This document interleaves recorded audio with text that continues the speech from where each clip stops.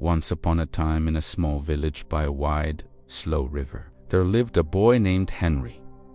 He had bright eyes and a quick laugh, and when the drums beat, he danced first. When the games began, he ran fastest for a few steps. When a new task came, he jumped in with a shout, but he grew tired soon and drifted away. High on a hill above the village stood an old bell in a stone tower. It had a deep voice that rolled over the fields like thunder over dry ground. The keeper of the bell was an old man with quiet hands. He spoke little, and his words felt like smooth stones from the river, simple and strong. Each spring the village held a challenge. Whoever could climb the steps and make the bell sing with a single true pull would be the dawn caller for a whole year, the one to wake the fields and the people with the first sound of day. Many boys and men longed for this honor, and Henry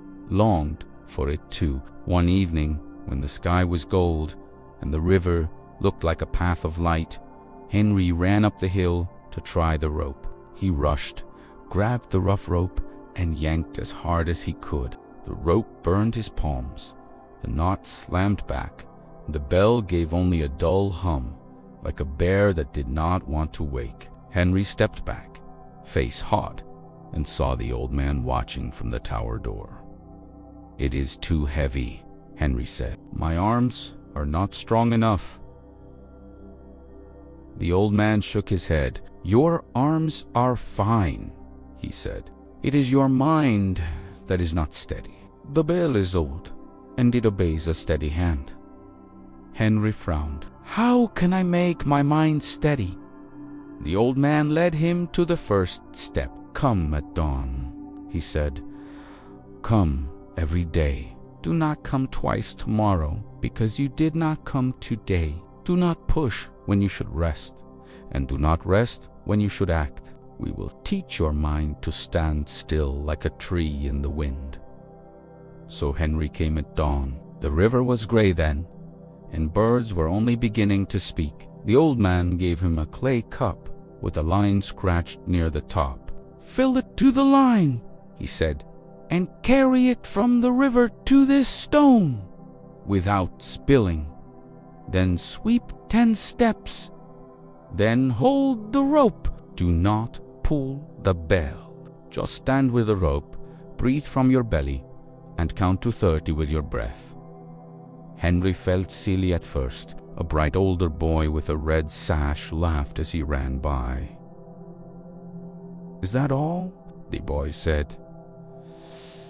"Pa, please, I will ring the bell today and every day."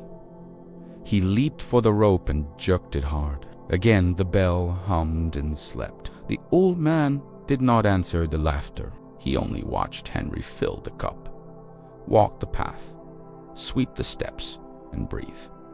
The next day Henry did the same. On the third day, the clay cup felt lighter in his hand because he no longer stared at the water and feared the spill. He walked smooth and steady, eyes soft, feet sure. On the 7th day, he swept 11 steps, and the old man nodded but said little. On the 14th day, the rope did not bite. Henry learned to place his feet, one here, one there, to feel the weight of the bell through the rope and to wait. He did not pull. He stood and breathed and counted. Some days rain came and his clothes stuck to his skin. Some days sun burned his neck. Some days he wanted to stay in bed. Some days his friends called, "Come fish with us." But Henry remembered the old man's words. "Do not come twice tomorrow because you did not come today." He came. He did small work. He went home. Weeks turned into a month. Then the old man hung a small iron chime beside the great bell, and he told Henry to give the chime a tiny pull at the end of his count. The chime sang. Its voice was thin but true. Henry smiled, but the old man said, "Do not chase the sound. Chase the breath the steps, the steady hand. The day of the spring challenge arrived. The hill was bright with people. The bright older boy with the red sash was there, flexing his arms, telling stories of how he would make the bell roar. When the chief gave the sign, the red sash boy raced up, grabbed the rope, and heaved with all the fire he had. The rope snapped back and knocked him to his knees. He tried again, harder, his face red, his breath wild. The bell gave only a flat mutter. Others tried. Some were strong, some were proud, some were loud. Each used much force and little patience. Each left with sore hands and a sore heart. The old man turned to Henry and said, "Now do as you have done every day." Henry placed the cup on the stone like he had done 100 times. He walked the steps his broom knew. He took the rope and felt its weight as if greeting an old friend. He breathed from his belly, in and out. He counted. He did not rush the pool. He did not chase his own thoughts. When the count ended, he leaned, not with anger, but with care, and the rope moved as if it had been waiting for him. The bell woke. It did not shout at first. It opened like a flower in slow rain. Then it grew deep and round, and the sound rolled down the hill and over the river, and the birds rose, and the people grew quiet, and then began to cheer. Henry stood still and heard the last echo fade, like a soft wave on sand. The old man smiled and placed his hand on Henry's shoulder. "You did not just pull a rope," he said. "You called your mine to stand with you."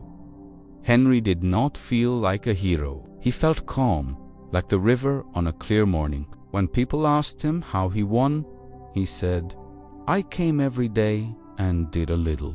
I learned where to put my feet and what to do with my breath. I learned to do one thing at one time."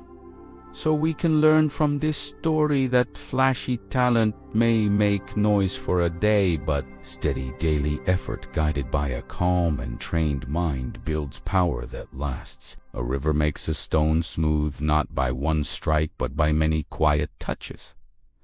The bell answers a steady hand. Did you enjoy the story? Tell us what you think in the comments and make sure to subscribe to our channel to become part of our family. You wanty miss what is coming next?